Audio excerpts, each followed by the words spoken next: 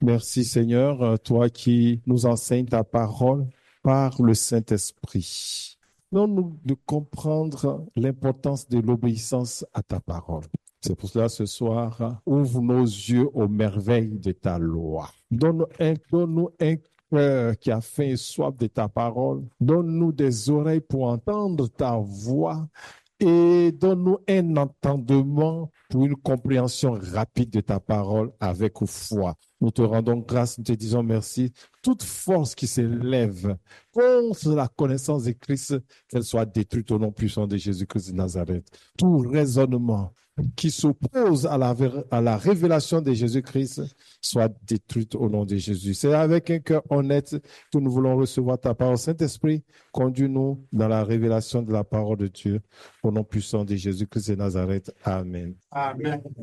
Nous revenons à notre question importante que nous avons commencé la dernière fois. Pourquoi un être humain formé par Dieu peut se permettre de désobéir à sa parole? Nous avons vu que notre centre d'intérêt, c'est en première intention le croyant, celui qui a foi en Dieu, celui qui croit en Dieu. Et nous avons vu quand même que les païens ne sont pas excusables. Donc, celui qui connaît la parole de Dieu n'a pas d'autre choix que de faire la volonté de Dieu. Car c'est au travers d'une alliance que la parole est adressée au peuple de Dieu. Beaucoup d'enfants de Dieu oublient l'alliance. Donc, ils peuvent se permettre de désobéir à la parole de Dieu selon leur propre volonté. Mais ça, c'est une ignorance grave. Parce que au psaume 147, verset 19, il est écrit, je prends même au verset 18, il envoie sa parole. Verset 19, il révèle sa parole à Jacob, ses lois et ses ordonnances à Israël. Il n'a pas agi de même pour toutes les nations et elles ne connaissent point ses ordonnances, louer l'Éternel. Donc, c'est à cause de l'alliance de l'Éternel qu'Israël connaît la parole de Dieu. Sans l'alliance, Israël ne peut pas connaître la parole de Dieu. Donc, comme c'est une alliance, on ne demande plus tes sentiments, on ne demande plus tes émotions, on ne demande plus tes émotions. Tu dois obéir à la parole de Dieu à cause de l'alliance. On va prendre un exemple dans Deutéronome, verset 29, 19 à 21. Deutéronome chapitre 29, verset 19 à 21. Que personne, après avoir entendu les paroles de cette alliance contractée avec serment, ne se glorifie dans son cœur et ne dise: j'aurai la paix quand même, je suivrai les penchants de mon cœur et que j'ajouterai l'ivresse à la soif. L'Éternel ne voudra point lui pardonner, mais alors la colère et la jalousie de l'Éternel s'enflammeront contre cet homme. Toutes les malédictions écrites dans ce livre reposeront sur lui et l'Éternel effacera son nom de dessous les cieux. Verset 21, l'Éternel leur séparera pour son malheur et toutes les tribus, l'Éternel le séparera pour son malheur de toutes les tribus d'Israël selon toutes les malédictions de l'alliance écrite dans ce livre de la loi. Amen. Que personne, ça, après avoir entendu les paroles de cette alliance, on n'a pas dit la parole de Dieu. Pourquoi entendre? C'est la parole de Dieu. C'est la parole de Dieu, donc il n'a aucune crainte. Mais tu es lié à la parole de Dieu à cause de son alliance. Tu es déjà engagé, donc tu n'as plus le choix. C'est la parole de Dieu qui détermine donc ton comportement. Que personne, après avoir entendu les paroles de cette alliance, la Bible, c'est la parole de l'alliance, contractée avec serment, c'est-à-dire qu'on a juré dessus, ne se glorifie dans son cœur et ne dise: j'aurai la paix quand même, je suivrai les penchants de mon cœur et j'ajouterai l'ivresse à la soif. Donc, je fais ce que je veux, comme je l'entends, et puis il n'y a rien. Tu as menti. Il y a une alliance. Pas qu'il n'y a rien, il y a une alliance et l'alliance va parler contre toi. Amen. L'Éternel ne voudra point lui pardonner. Donc, tu es enfant de Dieu, tu désobéis à la parole de Dieu. C'est pas le diable qui te poursuit, c'est Dieu même qui te poursuit. Voilà pourquoi tu jeûnes, tu pries, rien ne change et rien ne pourra changer parce que c'est une alliance contractée avec ces mots. Il dit, mais alors la colère, si c'était simplement la colère, ça va, mais et la jalousie de l'Éternel, ça, la jalousie s'enflammeront contre cet homme toutes les malédictions écrites dans ce livre reposeront sur lui. Et l'Éternel effacera son nom de dessous les cieux. Quoi? Si tu as accès à la parole de Dieu, c'est qu'une alliance entre toi et Dieu. C'est clair. La parole de Dieu est le gage de son alliance. Donc, tu ne peux plus désobéir à cette parole, sinon tu es un traître. Voilà. Et la parole de Dieu pour les traîtres, qui est la malédiction, va agir contre toi. Donc, c'est très clair. Toute personne qui entend la parole de Dieu dans le cadre de son alliance et ne la met pas en pratique sera condamnée par Dieu lui-même. Cela nous fait penser aussi à Ézéchiel 18, 21, 28 et 33, 7 à 15. Ézéchiel 18, verset 21, 28. Ézéchiel 18, verset 21. Si le méchant revient de tous les péchés qu'il a commis, s'il observe toutes les lois et pratique la droiture et la justice, il vivra, il ne mourra pas. Toutes les transgressions qu'il a commises seront oubliées. Il vivra à cause de la justice qu'il a pratiquée. Ce que je désire, est-ce que le méchant meure, dit l'Éternel, dit le Seigneur, l'Éternel. N'est-ce pas qu'il change de conduite et qu'il vive? Si le juste se détourne de sa justice et commet l'iniquité, s'il imite toutes les abominations du méchant, vivra-t-il? Toute sa justice sera oubliée parce qu'il s'est livré à l'iniquité et a péché. À cause de cela, il mourra. Vous dites, la voix du Seigneur n'est pas droite. Écoutez donc, maison d'Israël. Est-ce ma voix qui n'est pas droite? Ne sont-ce pas plutôt vos voix qui ne sont pas droites? Si le juste se détourne de sa justice et commet l'iniquité et meurt pour cela, il meurt à cause de l'iniquité qu'il a commise. Donc, le juste n'a pas le droit de commencer et ne pas achever. Amen. Il n'y a pas de pause. Commencer et ne pas achever. Commencer à mettre en pratique et puis après se détourner de la voie de Dieu pour ne pas mettre la parole en pratique. Tout ce que tu as fait auparavant est effacé. On ne te connaît plus comme juste. C'est ce que la parole de Dieu dit. Tu es plus grave, comme diraient les Ivoiriens, tu es plus grave qu'un païen. On continue. Verset 21. Verset 27. Si le méchant revient de sa méchanceté et pratique la droiture et la justice, il fera vivre son âme. Donc, si le méchant renonce à sa méchanceté, à ses mauvaises voies et vient sur la voie droite de Dieu, ah oui, on lui pardonne. Oui. Donc, ce qui est important, c'est la parole. C'est la parole qui justifie. Continue. Verset 28. S'il ouvre les yeux et se détourne de toutes les transgressions qu'il a commises, il vivra, il ne mourra pas. C'est bon. 33, verset 7 à 15. 33, verset 7 à 15. Verset 7. Et toi, fils de l'homme, je t'ai établi comme sentinelle sur la maison d'Israël. Tu dois écouter la parole qui sort de ma bouche et les avertir de ma part.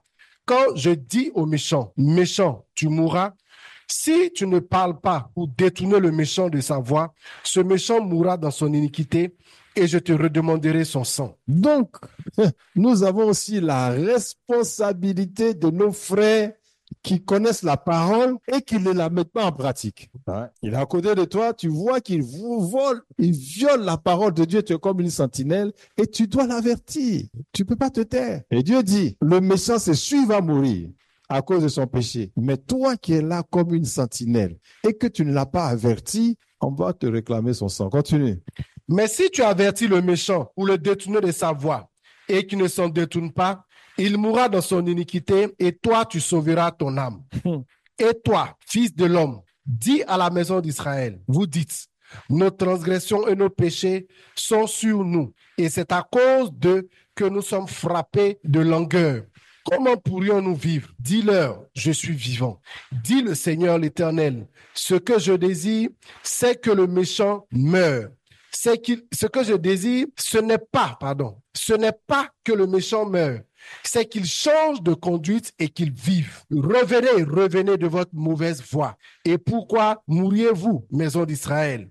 Et toi, fils de l'homme, dis aux enfants de ton peuple, la justice du juste ne le sauvera pas au jour de sa transgression. Très bien, la justice du juste ne le sauvera pas au jour de sa transgression.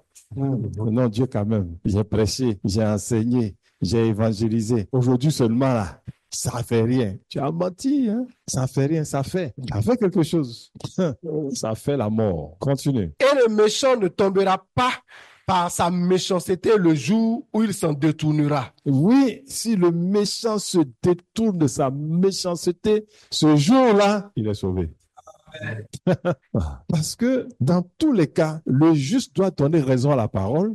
Le méchant aussi doit donner raison à la parole de Dieu, parce que c'est la parole seule qui triomphe. Amen. Terminons. De même que le juste ne pourra pas vivre par sa justice au jour de sa transgression. Lorsque je dis au juste qu'il vivra, s'il se confie dans sa justice et commet l'iniquité, toute sa justice sera oubliée et il mourra à cause de l'iniquité qu'il a commise. Lorsque je dis au méchant, tu mourras, s'il revient de son péché et pratique la droiture et la justice, s'il rend le gage, s'il restitue ce qu'il a ravi, s'il suit les préceptes qui donnent la vie sans commettre l'iniquité, il vivra, il ne mourra pas. Amen.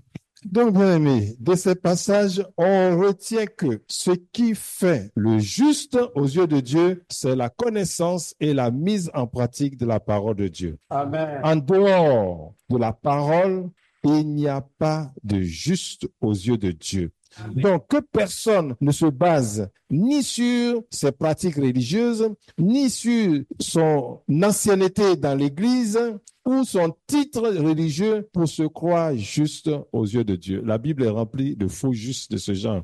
Il y avait les pharisiens, il y avait les gens comme Judas. Tout ça, ils étaient justes aux yeux des hommes.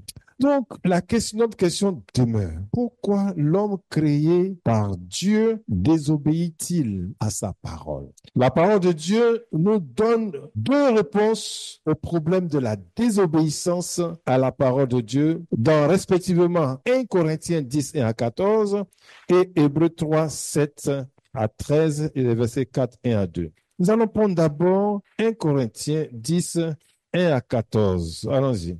1 Corinthiens chapitre 10, versets 1 à 14.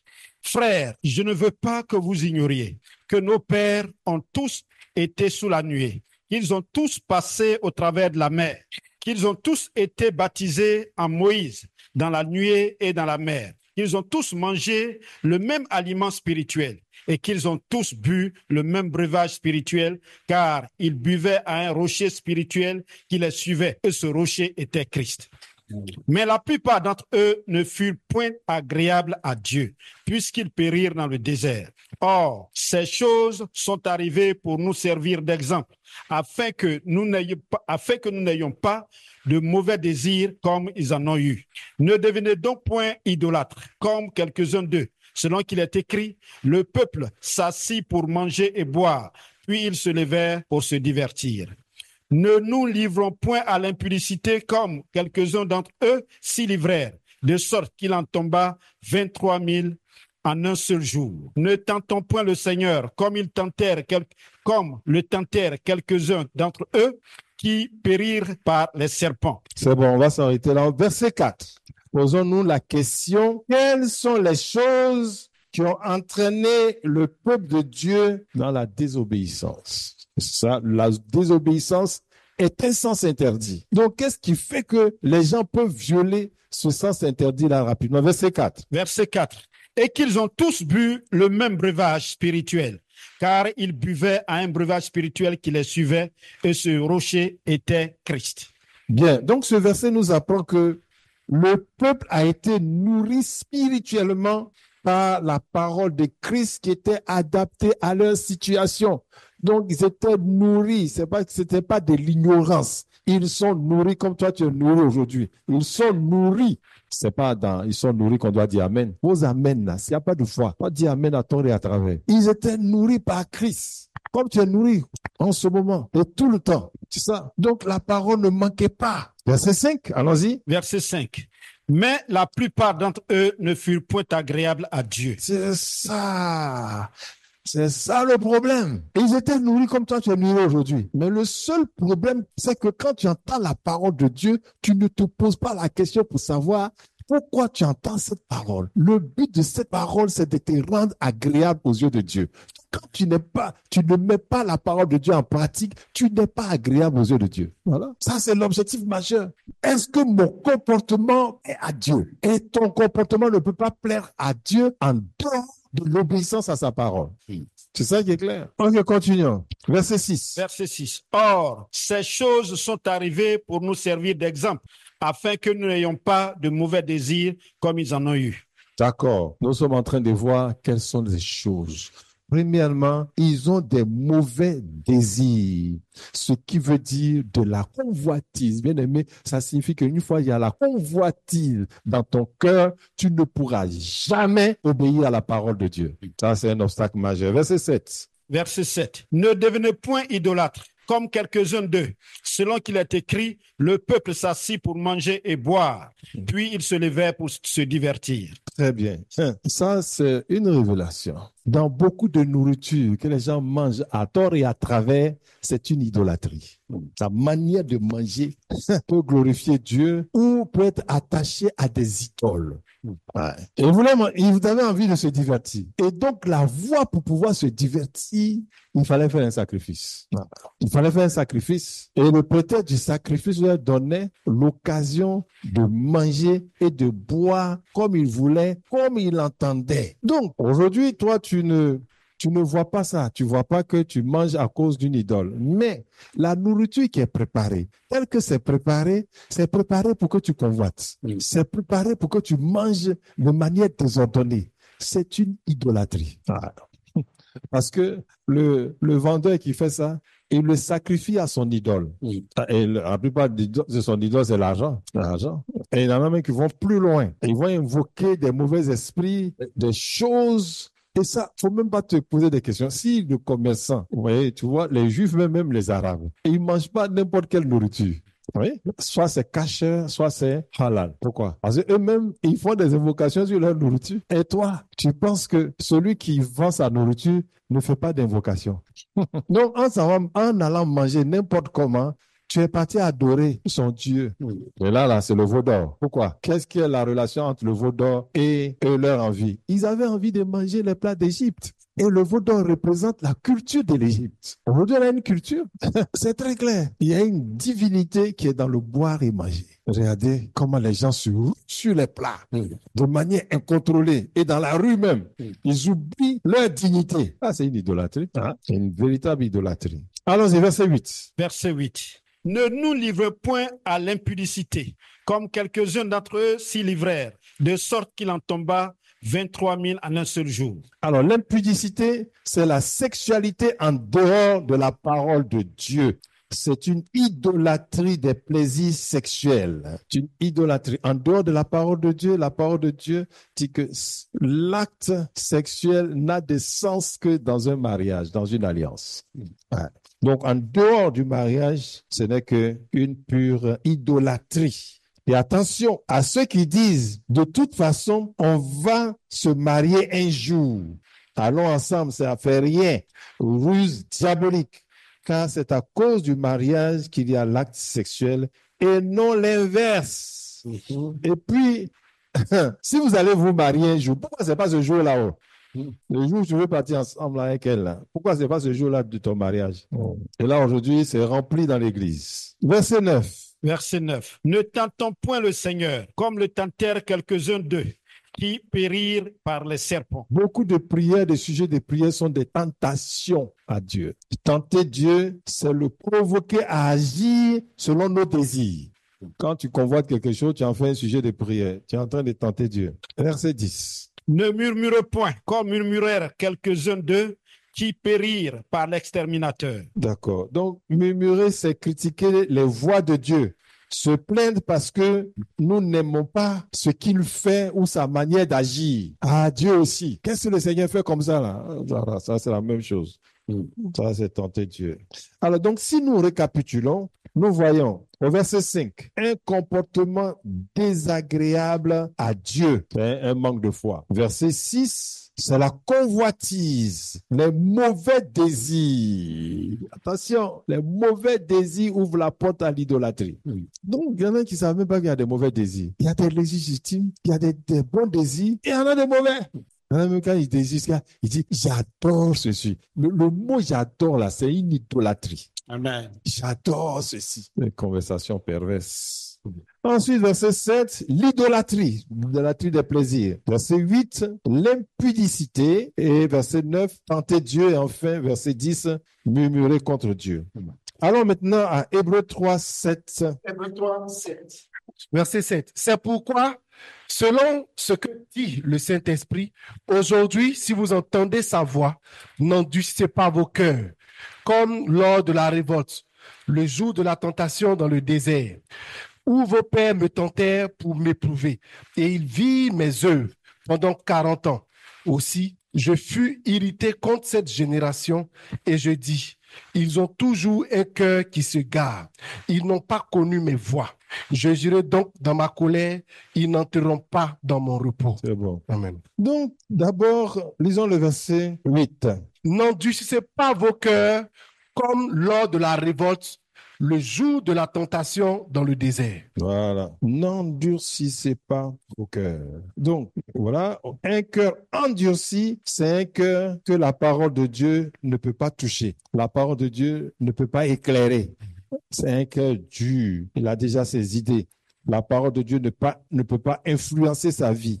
Allons-y, verset 9. Verset 9. Où vos pères me tentèrent pour m'éprouver, et ils virent mes œuvres pendant 40 ans. Vous savez, toujours, on retombe dans la tentation, provoquer la réaction de Dieu dans notre sens, dans notre volonté. Verset 10. Verset 10. Aussi je fus irrité contre cette génération, et je dis, ils ont toujours un cœur qui s'égare. Ils n'ont pas connu mes voies. Amen. Merci. Donc, ils ont un cœur égaré, un cœur qui est perdu, qui ne connaît plus la bonne voie, qui ne connaît plus le bon sens. Voilà, c'est un cœur qui est devenu fou.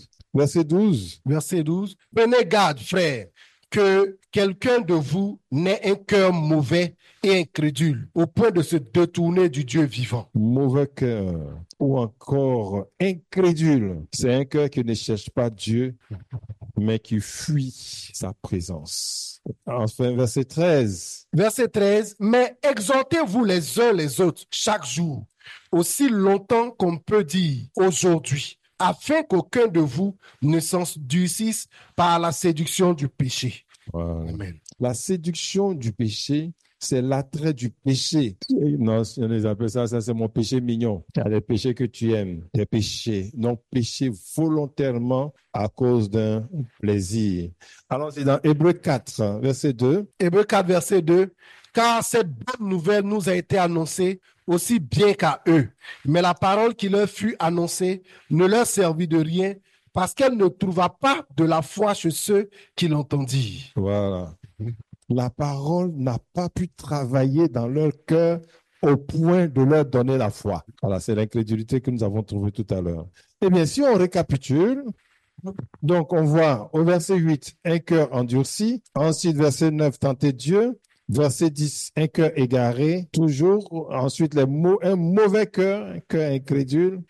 Au verset 12. Maintenant, le verset 13, c'est la séduction du péché. Et enfin, verset 2 du chapitre 4, c'est le manque de foi. Face au défi du péché et de la désobéissance, voilà ce que nous dit la parole de Dieu dans 1 Corinthiens 10, toujours les versets 11 à 13. 1 Corinthiens 10, versets 11 à 13. Ces choses leur sont arrivées pour servir d'exemple. Et elles ont été écrites pour notre instruction, à nous qui sommes parvenus à la fin des siècles. Ce qui veut dire, si c'est des avertissements pour nous, tels que Dieu les a traités, il va traiter cette génération de la même manière s'il se comporte à désobéir à la parole de Dieu, comme faisaient les autres. Et aujourd'hui, c'est plus grave. Et ils étaient dans le désert. Ils n'avaient pas de supermarché, ils n'avaient pas de boutique, ils n'avaient pas toute cette, comment on appelle ça, cette technologie où ils n'avaient pas tout ce marketing sous leurs yeux. Et aujourd'hui, on en a ça. Ça fait que la convoitise même, les gens ne savent pas qu'ils sont en train de convoiter. Ça, c'est grave. Il dit de faire attention. Et parce que ça a été donné pour notre avertissement, notre instruction. Allons-y. Verset 12. Ainsi donc, que celui qui croit être debout prenne garde de tomber. Voilà. Si tu penses être debout, fais attention de ne pas tomber parce que les sources de tentation sont nombreuses. Il y en a tellement. Et si tu n'en es pas conscient, tu vas tomber. Ouais. Et ils n'étaient pas conscients, ils n'étaient pas sensibles. Ils ne savaient pas qu'ils devaient veiller sur leurs mauvais désirs. De voir, parce qu'ils voient en rêve ou même dans leur imagination les plats qu'ils mangeaient en Égypte. Même si ça te vient, il faut que tu arrêtes. Amen. Et donc, ils donnaient libre cours à leur penchant. Le fait que ça te fasse plaisir n'est pas la norme. Pour beaucoup aujourd'hui, ça me plaît. C'est leur norme. Et ça te plaît, ça te plaît, mais que dit la parole? Amen. C'est ça la question. Que dit la parole? Aujourd'hui, les mauvaises compagnies, alors là, on ne peut pas calculer. Que dit la parole? C'est ça la question. Tu ne te poses pas la question, que dit la parole? Tu es perdu. Ah oui, ça c'est clair. Continuons. Verset 13. Aucune tentation ne vous est survenue qui n'ait été humaine.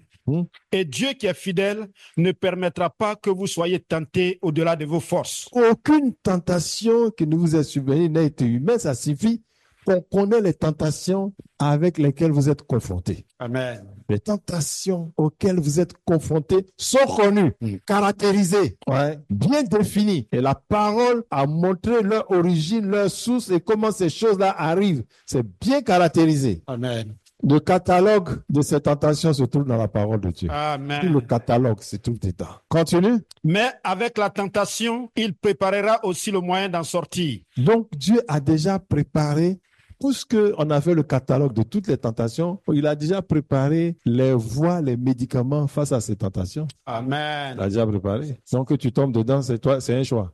Ouais, allons-y. Mais avec la tentation, il préparera aussi le moyen d'en sortir afin que vous puissiez la supporter. Donc, la parole de Dieu nous demande de dominer sur le péché, comme cela a été demandé à Caïn dans Genèse 4, 6 à 7. Genèse 4, 6 à 7. Et l'Éternel dit à Caïn, pourquoi es-tu irrité et pourquoi ton visage est-il abattu? Certainement, si tu agis bien, tu relèveras ton visage. Et si tu agis mal, le péché se couche à la porte et ses désirs se portent vers toi. Mais toi, domine sur lui. Amen. Très bien. Bien-aimé, donc quand tu quittes Dieu ou le chemin de Dieu pour trouver une autre voie que celle de Dieu afin de satisfaire tes besoins, tu vas rencontrer le péché et la folie des mauvais désirs. C'est ça, les mauvais désirs. Et tes désirs mauvais vont te rendre fou. Voilà. Quand il a quitté la voie de Dieu, il est devenu un vagabond. Le diable va toujours nous suggérer ou nous imposer des chemins qui sont des chemins hors de Dieu pour la satisfaction de nos besoins. C'est ça la tentation. C'est là la tentation. La tentation n'est pas le péché. Il fait ça, te pousse ici, te pousse là. C'est à toi de faire le choix, comme on va le voir tout à l'heure. Alors, tous nos besoins, même légitimes, comme boire et manger, travailler, se loger, se vêtir, etc., sont toujours des opportunités pour le diable pour nous éloigner de Dieu. Cependant, nous pouvons lui résister, comme on peut le voir donc dans 1 Pierre 5, versets 8 à 9. 1 Pierre chapitre 5, versets 8 à 9. Soyez sobres, veillez. Votre adversaire, le diable, rôde comme un lion rugissant, cherchant qui il dévorera. Résistez-lui avec une foi ferme, sachant que les mêmes souffrances sont imposées à vos frères dans le monde.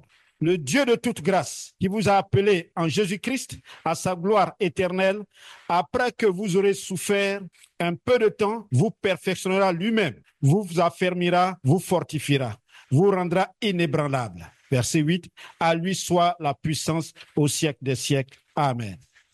D'accord, allons-y jusqu'au verset 9.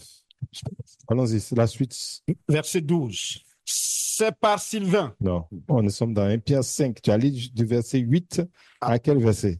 Voilà, 8 à, d'accord, 8 à 11. Reprends le verset 11. Verset 11. À lui soit la puissance au siècle des siècles. Allons-y, Jacques 4, verset 7. Jacques 4, verset 7. Soumettez-vous donc à Dieu, résistez au diable et il fuira loin de vous. Voilà. C'est deux choses qui sont antinomiques. Quand je me soumets à Dieu, le diable fuit loin de moi. Voilà. Quand je me soumets à lui. Et se soumettre à Dieu, c'est obéir à sa parole. Amen. Oh, gloire à Dieu. Amen. Bien. Donc, on a vu toutes les raisons pour lesquelles l'homme qui est créé à l'image et selon la ressemblance de Dieu désobéit facilement. Ouais. Et quand tu le fais ainsi, tu montres qu'il y a une autre divinité dans ta vie. Et cela, ça vient de l'arbre de la connaissance du bien et du mal que nous avons vu vendredi dernier, mais que vous n'avez pas accueilli correctement. Donc, je vais terminer en revenant là-dessus brièvement. L'arbre de la vie. Qu'est-ce qu'il y a de si mystérieux ou miraculeux dans l'arbre de la vie et le livre de la vie? L'arbre de la vie et le livre de la vie. Mais tant que tu n'as pas fait de différence entre l'arbre de la vie et l'arbre de la connaissance du bien et du mal et le livre de la vie, tu seras toujours dans l'adversité et l'oppression. Et tu vas crier à Dieu pour rien. Bien-aimé, avec l'arbre de la vie, on ne lutte pas. Amen. Avec l'arbre de la vie, on ne lutte pas pour devenir. On ne lutte pas pour avoir quelque chose. On choisit de devenir et on choisit d'avoir. Amen. Question de choix. Question de choix. Tu as besoin d'une, comment j'allais dire ça, une réadaptation. Parce que tu as encore les effets de l'arbre de la connaissance du bien et du mal devant l'arbre de la vie. Là, il y a un problème. Jésus est cet arbre de la vie, celui qui a fait mourir par sa mort l'arbre de la connaissance du bien et du mal. Ouais. L'arbre de la connaissance du bien et du mal. Et on a une image de cet arbre et ce que cet arbre représente dans la vie des êtres humains dans Marc 11, verset 12 à 14 et les versets 20 à 26. Versets 12 à 14. Marc 11, verset 12 à 14. Le lendemain, après qu'ils furent sortis de Béthanie, Jésus eut faim. Apercevant de loin un figuier qui avait des feuilles, il alla voir s'il y trouverait quelque chose. Et s'en étant approché, il ne trouva que des feuilles, car ce n'était pas la saison des figues. Verset 14. Prenant alors la parole, il lui dit, que jamais personne ne mange de ton fruit. Et ses disciples entendirent. C'est bon. Le lendemain, après qu'ils furent sortis de Béthanie, Jésus eut faim. Voilà. Mais Jésus a faim dans l'arbre de la vie. Toi, tu as faim dans l'arbre de la connaissance du bien et du mal. Et quand tu as faim dans l'arbre de la connaissance du mal, tu luttes. Et la convoitise est le signe de la lutte. Quelqu'un qui convoite lutte pour avoir. Et à force de convoiter, tu vas voler. C'est ça la lutte là. Ou bien tu vas passer par des artifices. Jésus a faim, mais tout son être est dans l'arbre de la vie. Amen. Donc, comment on se comporte quand on est dans l'arbre de la vie? Et donc, au verset 13, apercevant de loin un figuier qui avait des feuilles, il alla voir s'il s'y trouvait quelque chose. Ce qui signifie donc, dès qu'il a eu faim, il a jeté le regard dans l'environnement parce qu'il est impossible qu'il ait faim sans qu'il y ait une réponse dans l'environnement. Parce que tout a été fait pour l'homme. Si seulement ta pensée pouvait être comme ça. Parce que ce qui te fait souffrir, c'est ta manière de réfléchir. Ça ne dure même pas, il s'en va. Il alla voir s'il y trouverait quelque chose. Et s'en étant approché, il ne trouva que des feuilles, car ce n'était pas la saison des figues. Ça, saison des figues, ça, on est dans l'arbre de la connaissance du bien et du mal. Et ça, c'est un arbre de la connaissance du bien et du mal. Voilà. Ensuite, qu'est-ce qu'il va dire? Verset 14. Alors, prenant alors la parole, il lui dit que jamais personne ne mange de ton fruit. Et la Bible dit, et ses disciples l'entendirent. Ils ont entendu, hein? Il dit, cet arbre-là, qui vient de l'arbre de la connaissance du bien et du mal, qu'il soit maudit. C'est l'arbre de la frustration. C'est l'arbre de la lutte. Tu lis ça que Jésus partait manger et il n'a pas trouvé. Et puis il a maudit le fils. Tu n'as rien compris parce qu'il est venu prendre notre condition.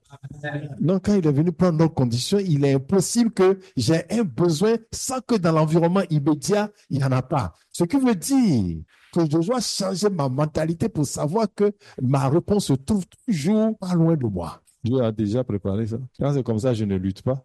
Donc, cet arbre de la malédiction, cet arbre, on a vu avec Adam, il va souffrir. Il dit, c'est à la sueur de ton front que tu vas manger. Mais même ça, tu auras de l'adversité, des ronces et des épines. Jésus a maudit cet arbre. Ouais, l'a maudit. Donc, tout arbre dans ta vie, qui est un arbre de contradiction, un arbre qui frustre, est maudit au nom de Jésus. Tu sais ce qu'il a fait? C'est maudit. Oh, gloire à Dieu. Amen. Et on continue. Versets 20 à 26. Versets 20 à 26. Le matin, en passant, les disciples virent le figuier séché jusqu'aux racines. Pierre, se rappelant de ce qui s'était passé, dit à Jésus, « Rabbi, regarde le figuier que tu as maudit à sécher. » Jésus prit la parole et leur dit, « Ayez foi en Dieu. Je vous le dis en vérité, si quelqu'un dit à cette montagne, ôte-toi de là et jette-toi dans la mer, et qu'il ne doute point en son cœur, mais croit que ce qu'il dit arrive, il le verra s'accomplir. » C'est bon. Donc, la foi que je dois avoir, c'est pour régler les choses de l'arbre de la connaissance et du bien et du mal dans ma propre vie. Amen. C'est là où tu es le prophète de ta propre vie. Tu dois pouvoir reconnaître les figuiers stériles. Ils sont dans ta propre vie.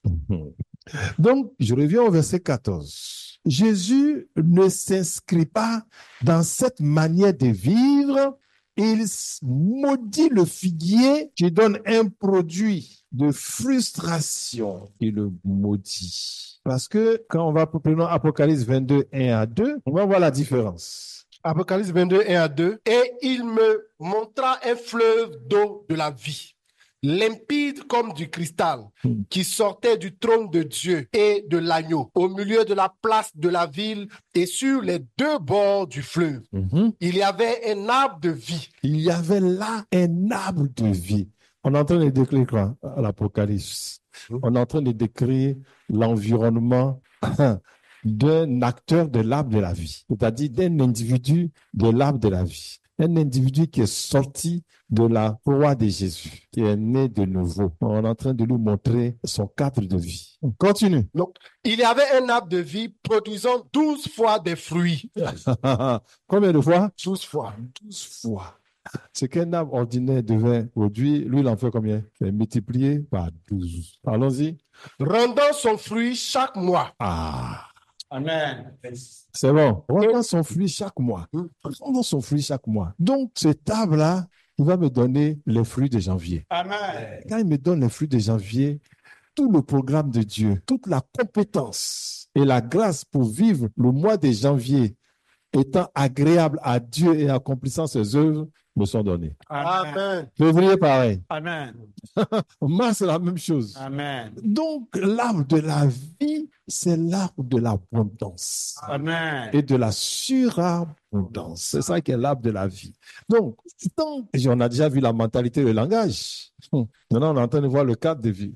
Donc, tu as une mauvaise mentalité et un mauvais langage. Tu vas détruire l'arbre de la vie. Tu seras dans un environnement. Toi, il faut qu'on mette le figuier maudit à côté de toi. Ton langage, c'est un langage de frustration, un langage d'adversité, un langage de problème et une mentalité de ça. On dit, Jésus est venu pour la vie en abondance. C'est vrai. Quand on sera au ciel là-bas, on va voir la vie en abondance. Ah, au ciel, hein? Mais dans ces conditions, Jésus, on va trouver Jésus au ciel. Si tu as besoin de quelque chose, tu vas au ciel pour le voir et puis tu reviens. Bien-aimé, la vie en esprit est réelle. Elle est aussi tangible et est largement supérieure de la vie dans la chair et la vie terrestre. Amen. C'est ça, il dit, vous êtes d'en bas, moi je suis d'en haut. Il dit, vous êtes d'en bas, de la connaissance du bien et du mal. Moi je suis en haut. Continuons. Et dont les feuilles servaient à la guérison des nations. C'est bon. Amen. Voilà. Donc l'arbre de la vie, c'est l'arbre de la vie en abondance. Cela est en accord avec les paroles de Jésus dans Jean 10, 10. Jean 10, 10. Le voleur ne vient que pour dérober, égorger et détruire.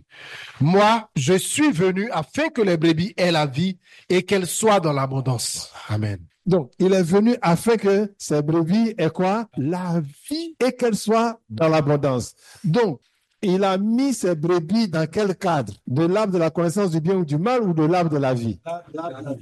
Mais toi, tu dors où? Écoute, ceux qui sont partis au ciel sont venus dire que là-bas, on ne parle pas où. Parce que on voit ce que tu veux dire. Déjà, il n'y a pas il y a pas de paroles. Donc, ça marche avec ça. C'est ici qu'on parle. Pourquoi? Parce qu'on, pour mentir, on se cache les pensées. Comme l'autre ne voit pas dans ta pensée, donc tu dis ce que tu veux. Et ça, c'est l'environnement de l'arbre de la connaissance du bien et du mal. Voilà. Jésus a vécu comme nous sans connaître le péché. C'est-à-dire, il a pris notre manière de vivre venant de l'arbre de la connaissance du bien et du mal, il l'a intégré et il a mis fin à ça. Il a même maudit. Donc, si toi, tu veux marcher encore dans l'arbre de la connaissance du bien et du mal, qu'est-ce que tu vas rencontrer? C'est la malédiction.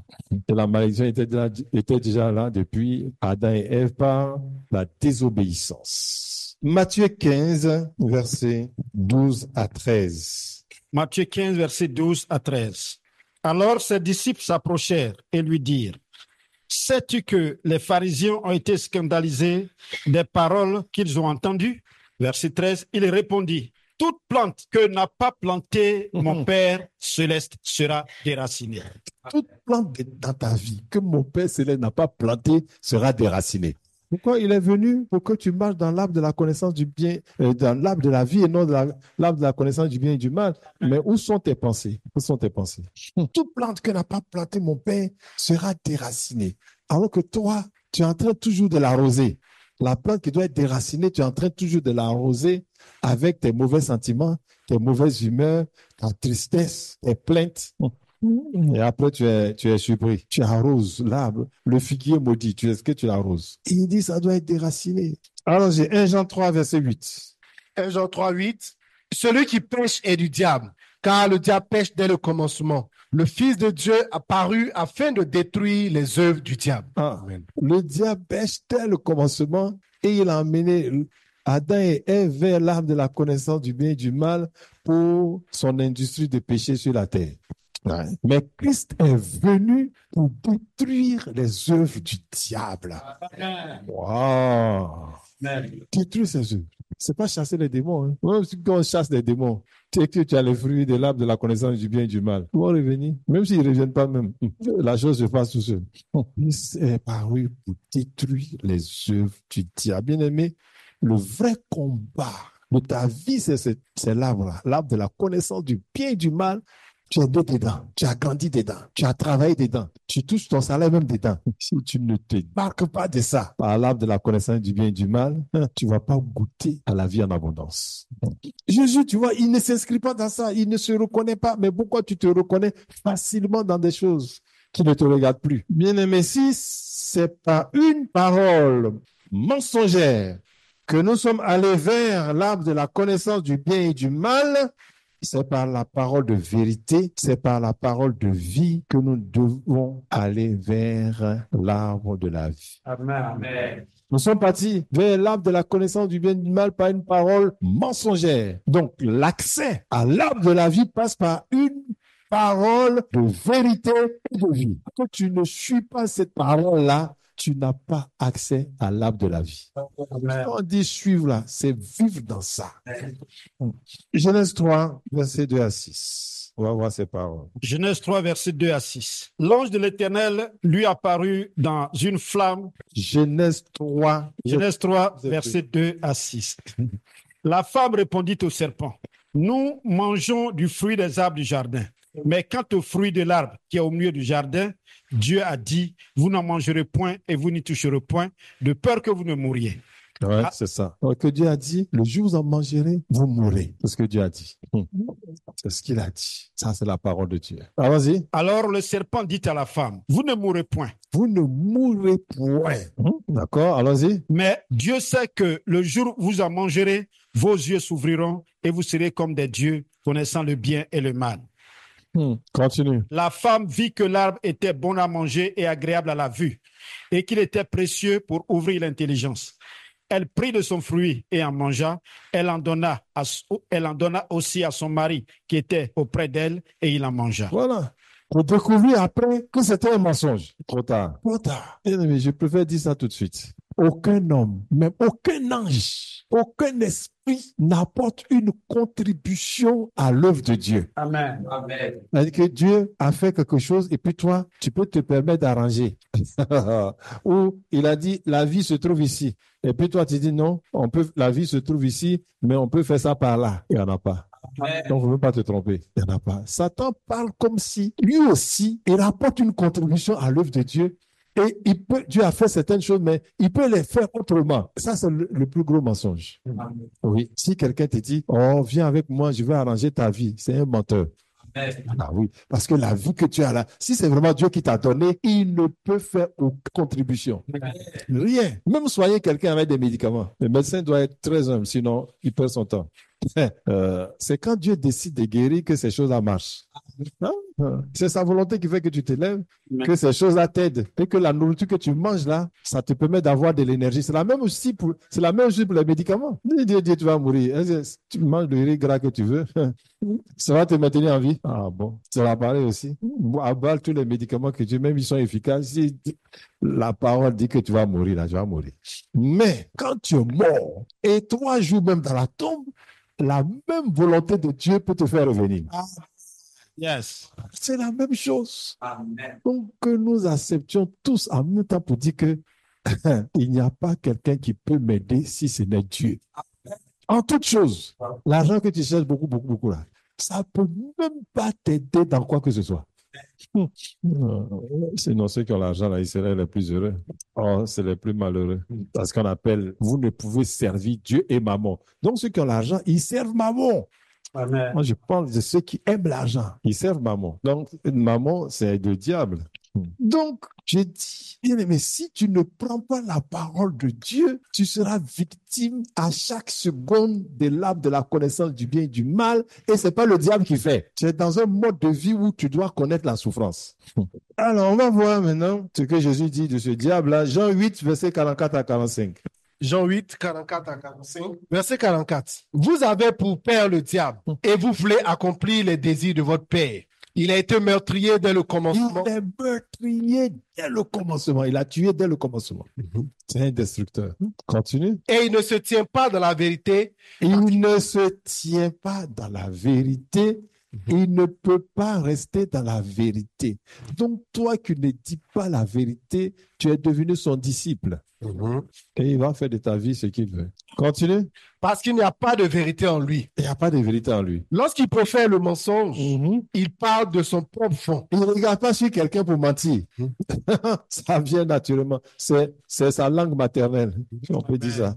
Continue. Car il est menteur et le père du mensonge. Menteur et père du mensonge. Tu vois, c'est ça. C'est bon. Et c'est le mensonge qui tue. Le mensonge contre la parole de Dieu. Toi-même, tu te mens. Quand Dieu dit on ne fait pas ça, tu dis tu fais. Après, je vais arranger. Donc, quand tu pêches et puis tu dis après on va arranger, c'est que toi aussi, tu te dis que tu peux arranger les choses de Dieu. Pas de relation sexuelle avant mariage. Tu dis, oh, on va qu'à faire. Après, tu vas se marier, non? Donc, tu stipules que ce que tu as gâté avec la fornication, toi, tu peux arranger. C'est le même mensonge du diable. Hein? Amen. Tout péché détruit la vie. Donc, tu dis, bon, de toute façon, on s'est marié après, même si on a fait la fornication, après on s'est marié, non, on a régularisé. Quoi? Toi, tu peux régulariser quelque chose. Oh, gloire à ce Dieu. Champion, hein? Dieu est champion. Aïe, aïe, aïe. Il est le seul héros. C'est pour cela qu'on l'appelle l'Éternel des armées. Bien-aimé, accepte la vérité de Dieu une bonne fois pour toutes. Alors on dit Jean 1, verset 1 à 4. Donc, en fait, la problématique, c'est que nos parents ont jeté la bonne parole que Dieu leur a donnée. Ils ont été détruits, ils ont tout perdu, ils sont devenus pervers. Dieu même ne les a pas arrangés. Il n'a pas pu les arranger. Ils sont venus et ils nous ont transmis la souffrance. Et on est sorti dans ça jusqu'à aujourd'hui. Mais la parole est revenue. Voilà pourquoi tu ne dois pas jouer avec Jésus. Amen. Quand tu l'as attrapé là, la force que tu prends pour le serrer là, ça augmente. Or, beaucoup, la force, quand ils attrapent Jésus au début, ils serrent fort. Et plus les jours passent, leur main se desserre. Tu sais que tu ne l'as pas connu. Quand tu as serré Jésus et que ta main se desserre, c'est que tu penses que ta vie peut être arrangée par autre chose. Mais quand tu sais que ça peut pas être arrangé par autre chose, tu le sais. Chaque jour, ça sert encore. Chaque jour, ça sert encore. Chaque jour, ça sert encore. Ah oui, si c'était comme ça, on aurait toujours des chrétiens chauds dans l'église. Maintenant, les froids là sont nombreux maintenant. Au point que quand quelqu'un vient de se convertir qu'il est chaud, on dit, toi là, reste tranquille. Que ce arbre soit maudit au nom de Jésus. Allons-y. Jean chapitre 1, verset 1 à 4. Au commencement était la parole, et la parole était avec Dieu, et la parole était Dieu. Gloire à Dieu. Amen. Oh, fort heureusement, la parole était au commencement. C'est pas le diable qui était au commencement. Fort heureusement. Amen. Donc, nos souffrances ont besoin d'une seule chose, la parole. Amen. Même si tu as chassé le diable, le fait que tu l'aies chassé là, ça n'apporte rien dans ta vie. Il est venu, il a gâté beaucoup de jeux, il est parti. Et puis on t'a laissé. Tu étais en prison pendant 10 ans, on t'a libéré. Tu as perdu ton emploi, tout ça. Mais tu es dehors. Maintenant, tu fais quoi? Je l'ai dit, c'est une prison dehors. Qui te donne l'impression d'être libre. Alléluia. La parole était au commencement, allons-y. Elle était au commencement avec Dieu. Hein? Toutes choses ont été faites par elle, et rien de ce qui a été fait n'a été fait sans elle. Toutes choses ont été faites par elle, et la Bible dit rien. Amen. Donc, rien, c'est rien, n'a été Amen. fait sans elle. Ce qui veut dire qu'en dehors de la parole de Dieu, rien ne peut apporter une contribution dans ta vie. Amen. Ça, il faut que ce soit clair pour toi. Sinon, tu vas souffrir. Ouais. Mais quand tu accuses quelqu'un, c'est cette personne-là qui fait que je souffre. C'est cette personne-là qui me bloque. C'est cette personne. Tu n'as pas reconnu l'arbre de la vie. C'est pour ça que tu dis ça. Si tu as l'arbre de la vie, elle ne peut pas te bloquer. Parce que toi, tu es en haut, il est en bas. Amen. C'est toi qui es descendu à son niveau. Monte à ta place et tu vas voir qu'il est à tes pieds. Continue. Verset 4. En elle était la vie, Ah. et la vie était la lumière des hommes. Voilà. Dans la parole, il y a la vie. C'est dans la seule chose qu'il y a la vie. Il y a en dehors de la parole, il n'y a pas de vie. La preuve, quand nos parents ont laissé, c'est là la mort est venue. En elle, il y a la vie. Hein? Et la vie? Et la vie était la lumière des hommes. Et la vie était la lumière des hommes, ce qui signifie la vie est une question d'éclairage. Amen. Pas de lumière, d'éclairage. Tu vis bien quand tu es éclairé. Amen. Hein? Quand tu es éclairé. Tu vis mal quand tu n'es pas éclairé. Et là, en ce moment, Satan profite de toi. Voilà. Allons-y. Verset 5. La lumière, lui, dans les ténèbres. Jean 1 à 4. Tu es arrivé à 4? Je suis verset 4. Donc, allons-y maintenant, verset 5. Verset 5. Et après le verset 9 à 14. Verset 5. La lumière, lui, dans les ténèbres, et les ténèbres n'ont point reçu. Voilà, la lumière, lui, dans les ténèbres, et les ténèbres ne l'ont point reçu. Cette vie-là, cette parole est venue vers nous. Et comme sont dans les ténèbres, on n'a pas reçu. N'ayons pas la connaissance que c'est ça qui fait qu'il y a les ténèbres. C'est son absence qui fait qu'il y a les ténèbres.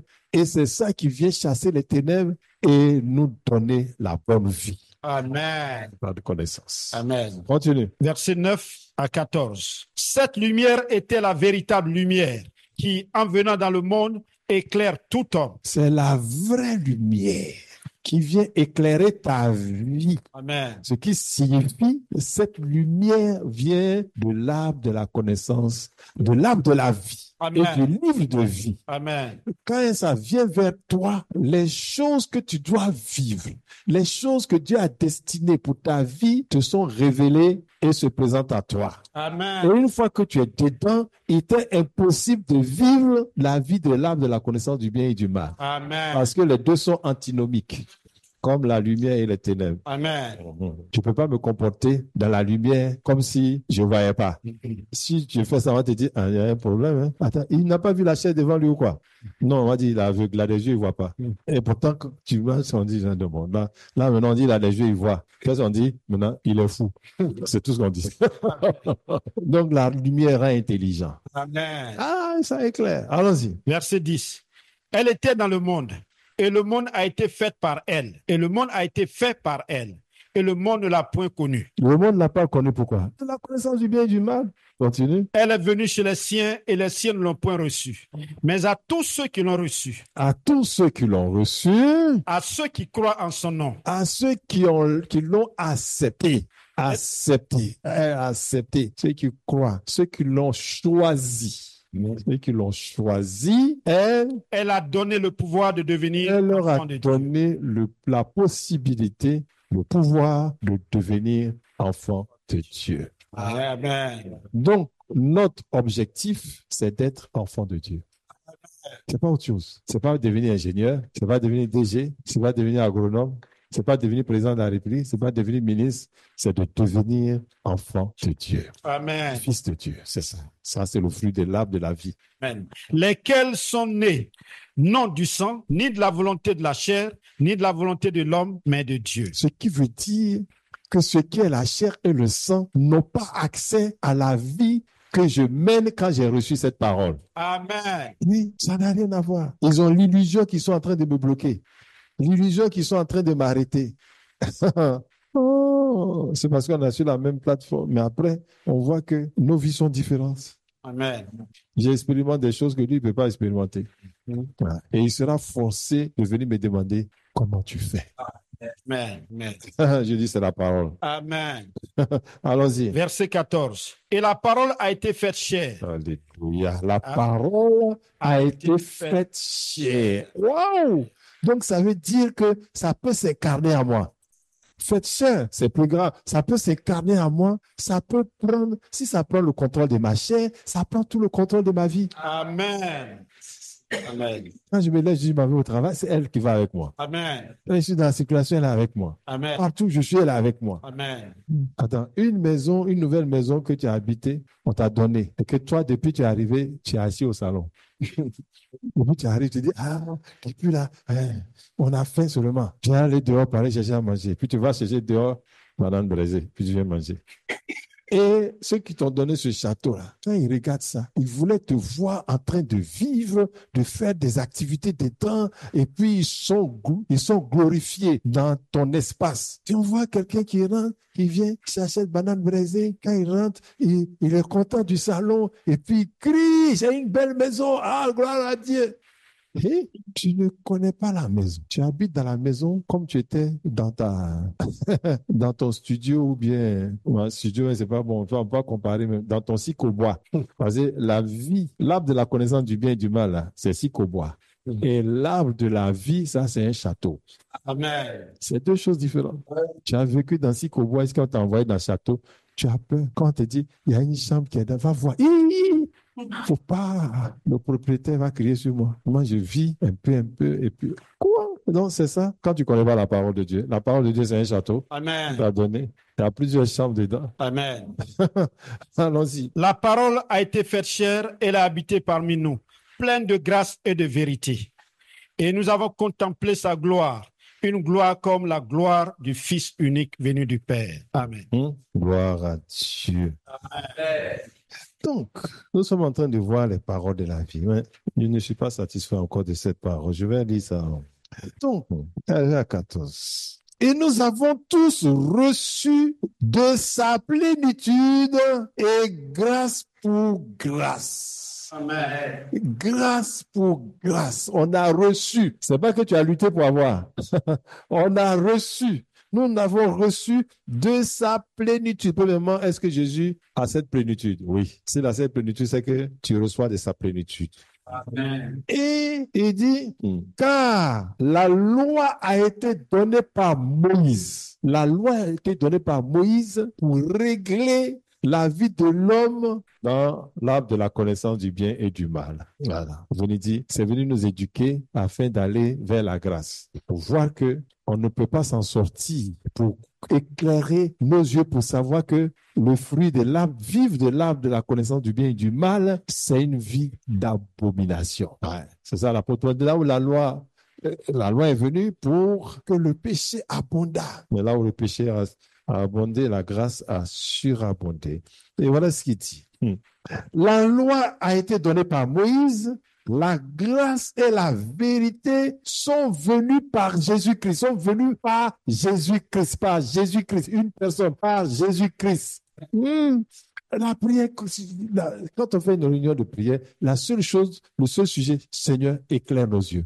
Seigneur, éclaire nos yeux afin que nous voyions la plénitude de Christ, que nous sachions qui est Jésus, que nous comprenions toute la dimension de Jésus, la hauteur, la profondeur, toute la dimension. C'est ce que l'apôtre Paul dit, qu'il il ouvre vos yeux, à que vous connaissiez la grâce qui vous a été donnée. Parce que quand on dit Jésus-Christ, et que ça ne dit plus rien aux chrétiens, il y a un problème, un grave problème. C'est-à-dire, la loi est venue par Moïse et la grâce et la vérité sont venues par Jésus-Christ.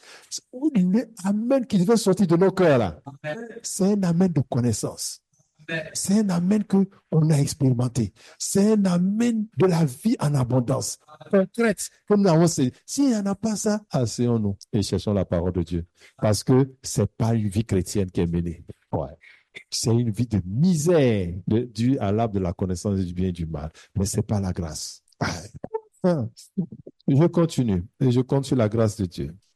Éphésiens 1, verset 13 à 14. Éphésiens 1, 13 à 14. En lui, vous aussi, après avoir entendu la parole de la vérité. On dit en lui, vous aussi. En lui. En lui, c'est qui? Jésus. Oh Seigneur. Parce qu'en fait, si tu ne connais pas l'arbre de la connaissance du bien et du mal et l'arbre de la vie, tu ne connais pas Jésus. Ah oui. Tu ne connais pas qui est Christ. Allons-y. En lui, vous aussi, après avoir entendu la parole de la vérité, l'évangile de votre salut. On sent que Paul le connaît. Et Paul connaît les enjeux. Éphésiens combien? Éphésiens 1, verset 13. Continue.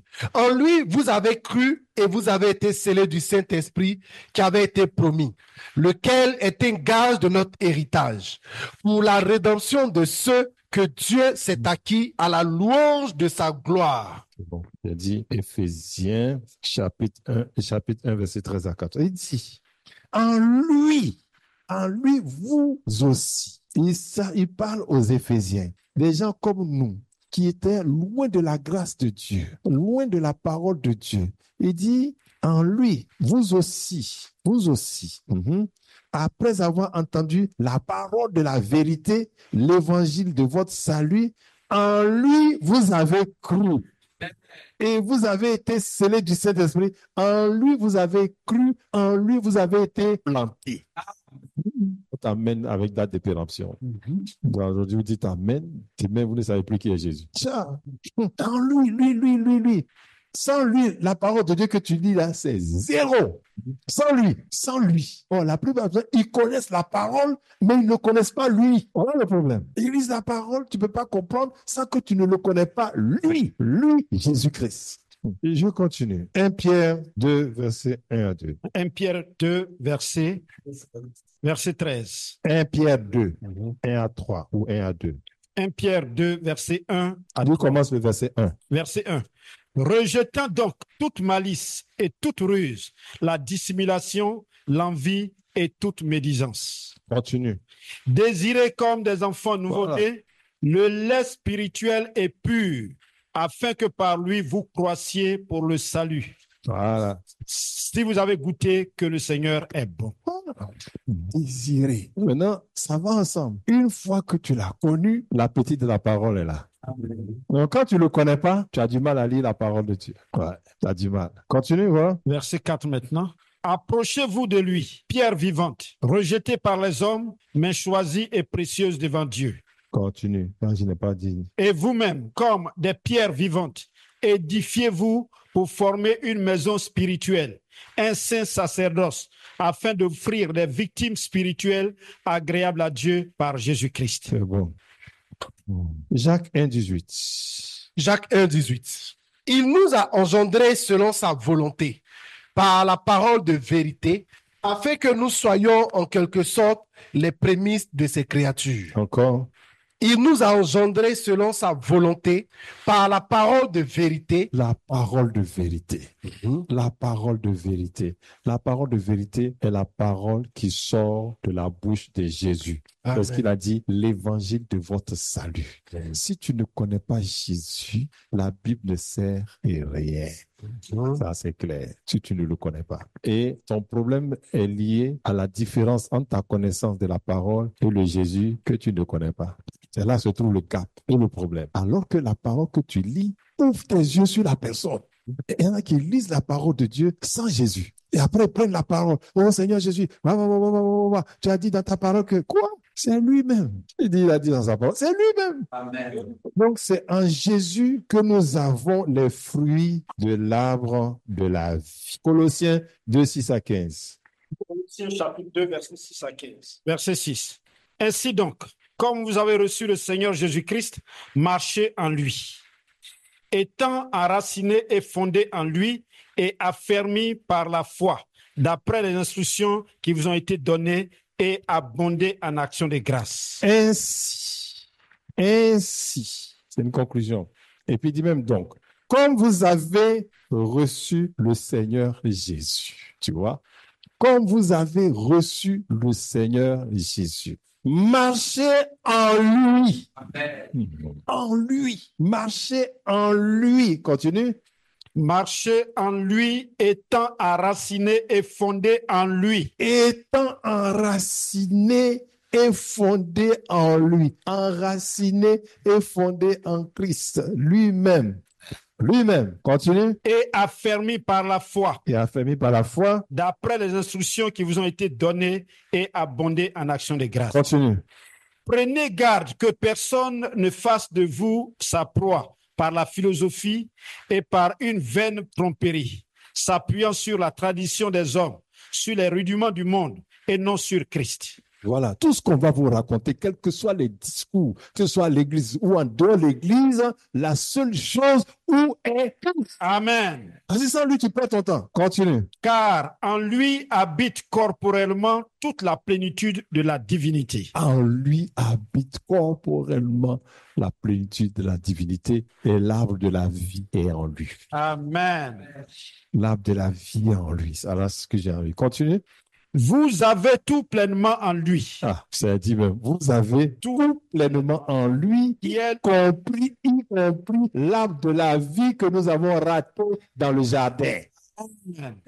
Il suffisait de manger cet arbre-là, c'était fini. Maintenant, ça est à ta disposition que Amen. tu peux manger. Amen. Et tu prends les branches sans l'arbre lui-même. Il a dit les feuilles même. Allons-y jusqu'au 15. Vous avez tout pleinement en lui, qui est le chef Tu as vu de ça? toute domination, On de toute a tout autorité. pleinement en lui et je continue toujours y compris l'arbre de la vie. Amen. Continue. Et c'est en lui que vous avez été circoncis d'une circoncision que la main n'a pas faite, mais de la circoncision de Christ, qui consiste dans le dépouillement du corps de la chair, ayant été enseveli avec lui par le baptême. Ayant été enseveli avec lui par le baptême, voyez-vous, il y a des opérations impossibles à faire, mais comme il est l'arbre de la vie et qu'on a contrainte avec lui, ces opérations surnaturelles se font. J'ai été enterré avec lui.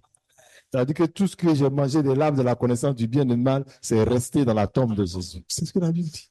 C'est ce que la Bible dit. Alors. Ayant été enseveli avec lui par le baptême, vous êtes aussi ressuscités en lui et avec lui. Voilà. Je suis ressuscité. Ça signifie que tout ce qui est de l'arbre de la connaissance du bien et du mal est parti. Amen. Partie de ma vie. Et je dois expérimenter toutes choses. Allons-y. Par la foi en la puissance de Dieu, qu'il a ressuscité des morts. C'est bon. Donc, il dit, vous qui étiez morts par vos offenses, on était morts à cause du péché. Et ça, c'est l'arbre de la connaissance du bien et du mal. Il vous a rendu à la vie avec lui. Parce que pour enterrer mon arbre de la connaissance du bien et du mal, il fallait qu'il meure. Et quand il meurt, l'arbre de la connaissance du péché là, meurt aussi. Comme ça qu'il a maudit le figuier et il a séché jusqu'à la racine. Il est parti jusqu'à la racine. Oh, merci. C'est ce qu'on doit dire d'ailleurs. Merci Seigneur Jésus. Et il vous a rendu à la vie avec lui. Donc quand Christ s'est ressuscité, il t'a repositionné près de l'arbre de la vie. Tu n'es plus près de l'arbre de la vie. Il t'a repositionné près de l'arbre de la vie. Et c'est les fruits de l'arbre de la vie que tu dois manger tous les jours. Tous les jours. Tous les jours. Ton seul problème, c'est que tu connais comment sont les gens qui ont mangé l'arbre de la connaissance du bien et du mal, y compris toi-même. Mais les gens qui ont mangé l'arbre de la vie, là, ça, tu ne les connais pas, tu ne sais pas comment ils sont. Voilà pourquoi tu ne les cherches pas. Ils sont comme lui. Comme lui, qui marche sur la mer, qui parle et puis la mer entend, ils sont exactement comme lui. exactement comme lui, parce que ce que dit la Bible, pour parler le français ivoirien, c'est trop grave. Ce que dit la Bible, c'est trop grave, parce que il me dit, je suis co-héritier avec Christ. Quoi? Co-héritier? Mais ça dépasse l'entendement. Co-héritier. Co-héritier. Chien. Devant Dieu, il n'y a pas de différence entre moi et Christ. C'est ça. Mais comme tu es né dans l'arbre de la connaissance du bien et du mal, tu n'arrives pas, tu es handicapé, tu n'arrives pas à saisir ça. Et tu es devenu mendiant. Je dis ça là. Si on doit faire réunion de prière ou veiller de prière pour que ça, Dieu nous éclaire, parce que c'est le point de départ. Parce que ne pas vivre ça, c'est pas une vie chrétienne. C'est une vie des pratiques des religions. Et il va plus loin. Il a effacé l'acte dont les ordonnances nous condamnaient et qui subsistait contre nous. Il a détruit en le clouant à la croix. L'acte, il y a un seul acte là qui a été fait et qui est contre toi. C'est à cause de cet acte-là qu'on t'a renvoyé de ton travail. C'est pas que ton chef est méchant. C'est à cause de cet acte-là qu'on t'a renvoyé de ton travail. C'est à cause de cet acte-là qu'on a diminué ton salaire même avant que tu ailles à la retraite.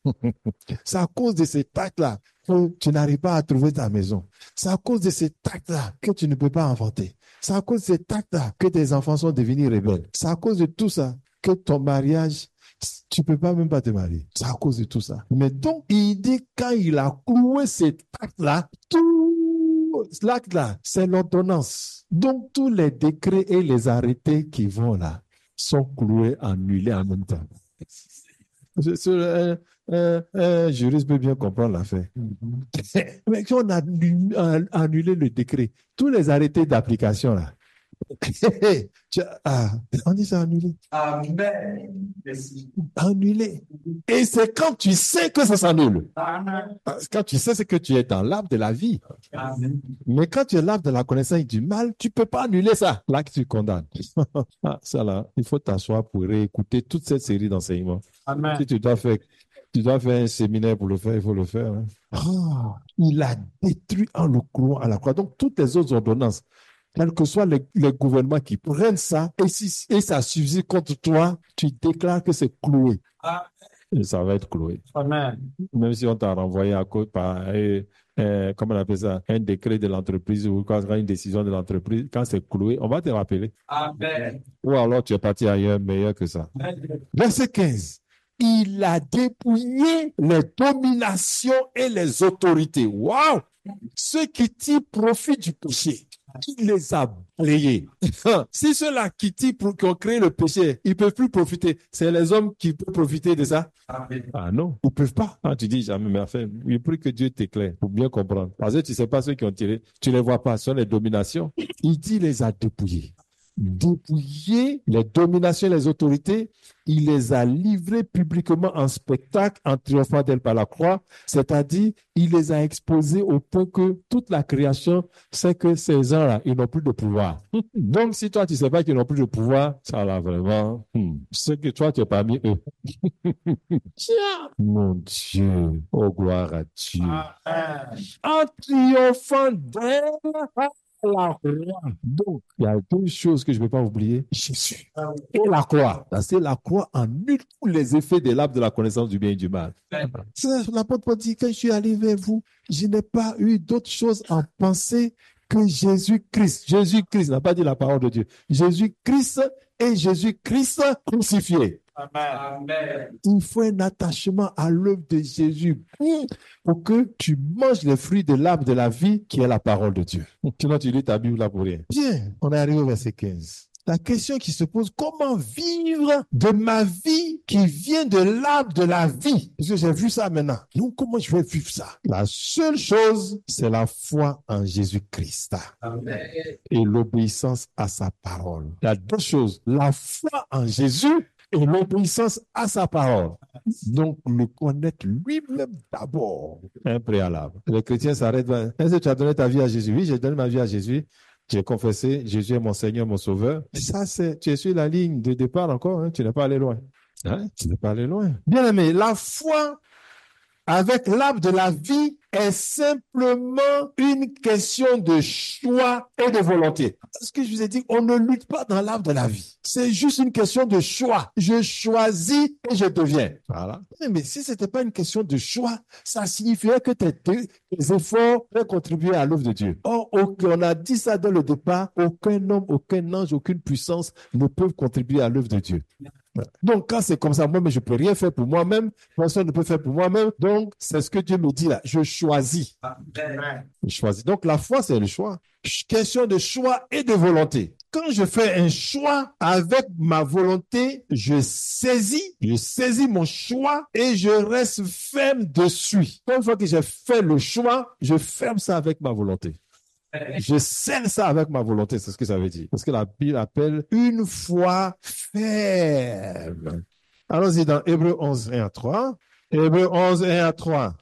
La foi est une ferme assurance des choses qu'on espère. La foi est une ferme assurance des choses qu'on espère. Tu vois, il y a le mot fermeté. Moi, je vais dire, la foi est un choix ferme. C'est tout. Choix ferme. Choix ferme. C'est pas de concentration. Je crois en Jésus, je crois dans mon cœur, je fais ça. Non. Si tu crois, tu choisis. Si tu crois, quels sont tes choix? C'est ça qu'on voit que tu crois. Si tu crois, quels sont tes choix? Si je crois, je choisis de ne jamais divorcer. Je choisis de ne jamais trahir ma femme. Je choisis de enseigner la parole de Dieu à mes enfants. Je ne choisis que la voix de Dieu. Je ne choisis que ce qui lui plaît. Ça, c'est choix. Ferme. Avec ma volonté, j'ai fermé ça. Ça, je suis dans l'arbre de la vie. Je ne lutte pas pour avoir la foi. Mais si je suis dans l'arbre de la connaissance du bien et du mal, je commence à dire le Père, le Fils et le Saint-Esprit. Mais qui est le Père? Les deux mêmes ont quelle image? Les trois. Père, Fils et Saint-Esprit. Tiens, non, on dit ils sont un. Donc, c'est Jésus qui est le Père et le Saint-Esprit. Donc, Jésus, c'était Dieu qui est venu sous forme de Jésus. Après, il est parti, il est venu sous forme de Saint-Esprit. Voilà, ça, c'est l'arbre de la connaissance du bien et du mal.